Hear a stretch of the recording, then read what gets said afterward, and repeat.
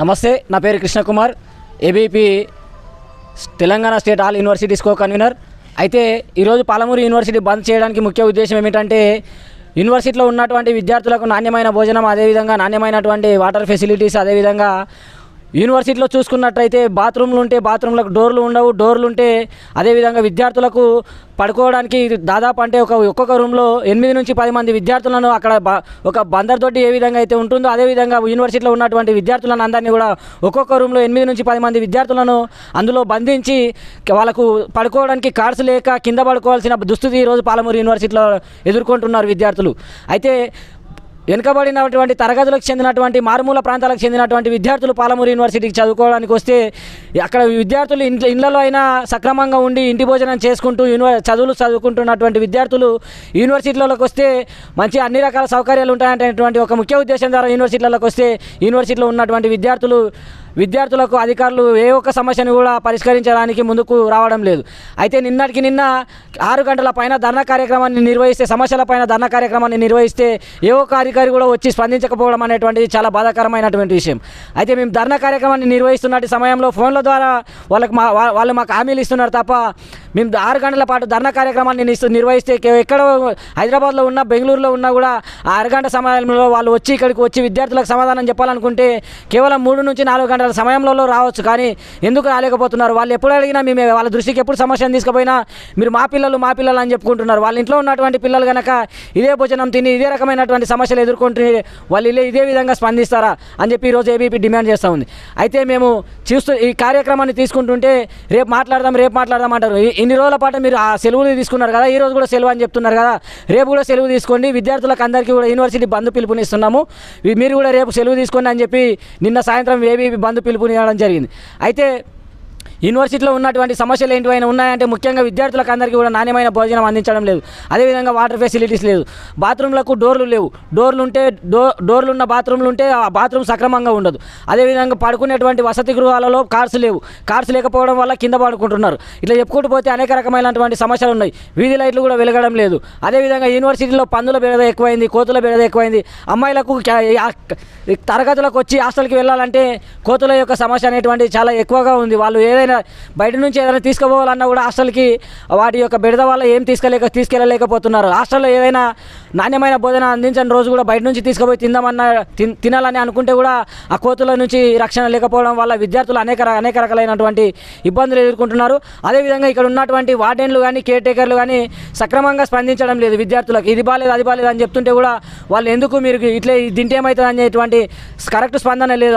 ఏమన్నా అంటే విద్యార్థులను భయభ్రాంతులకు గురి చేస్తున్నారు. కాబట్టి ఈరోజు అందుకోసమే యూనివర్సిటీ బంద్కు పిలుపునివ్వడం జరిగింది. అధికారులు ఇదే విధంగా కనుక ప్రవర్తిస్తే రాబోయే రోజుల్లో ఏబీపీ పెద్ద ఎత్తున కార్యక్రమాలు నిర్వహించడానికి వెనుకడుగు వేయదని హెచ్చరిస్తున్నాం. ధన్యవాదాలు. అందరికీ నమస్తే, నా పేరు Naresh, ABP state joint secretary. ఏదైతే పాలమూరు యూనివర్సిటీలో నిన్న గర్ల్స్ హాస్టల్లో చపాతీల పేరుతోని పిండి ముద్ద, ఆలు కుర్మా పేరుతోని నీళ్ళచారు ఇచ్చిర్రో దాని గురించి ఏబీవీపీ 6 గంటల పాటు పాలమూరు యూనివర్సిటీ మెయిన్ గేట్ ముందు ధర్నా చేయడం జరిగింది.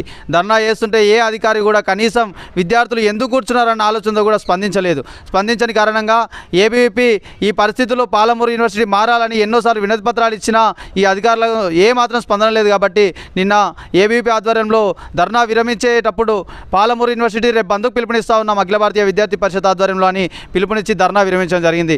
ఈరోజు ఏదైతే నిన్న బంద్కు పిలుపునిచ్చినామో ఆ బంద్ ఈరోజు కొనసాగాలని ప్రతి తరగతికి వెళ్ళి ఈరోజు బంద్ చేయడం జరిగింది.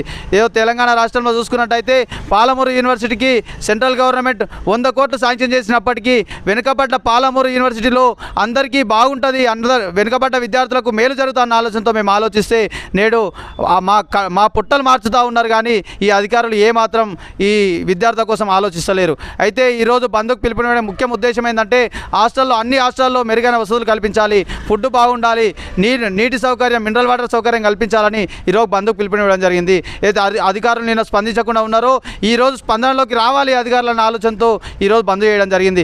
అయితే అధికారులు ఇంతే నిర్లక్ష్య వైఖరి వహిస్తే రాబోయే రోజుల్లో అడ్మినిస్ట్రేషన్ ముట్టడి చేసి పెద్ద ఎత్తున ఈ యూనివర్సిటీ మళ్ళీ బంద్ చేసి కూడా యూనివర్సిటీలో మాకు రావాల్సిన హక్కులు మేము సాధిస్తామని ఈరోజు పాలమూరు యూనివర్సిటీ వేదికగా హెచ్చరిస్తూ ఉన్నాం ఈ రాష్ట్ర ప్రభుత్వాన్ని కానీ ఈ యూనివర్సిటీ అధికారులను కానీ. ధన్యవాదాలు.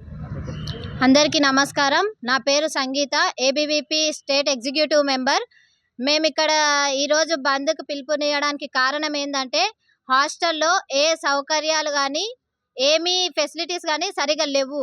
ఫుడ్ కానీ వాటర్ విషయానికి వస్తే కానీ వైఫై కానీ ప్రతి ఒక్కటి ప్రాబ్లమే ఉన్నాయి మాకు. సో మేము ఎన్నోసార్లు వాళ్ళని అడిగాము, ఎన్నోసార్లు మా ప్రాబ్లం అనేది వాళ్ళ ముందు వరకు తీసుకెళ్ళినా కూడా సేమ్ రిపీట్ చేస్తున్నారు. సేమ్ అలానే మళ్ళీ మేము క్వశ్చన్ చేయడానికి వెళ్తే వచ్చి మా దగ్గర చెప్పండి అంటున్నారు, కానీ వాళ్ళు సేమ్ ప్రాబ్లం మళ్ళీ రిపీట్ చేస్తున్నారు.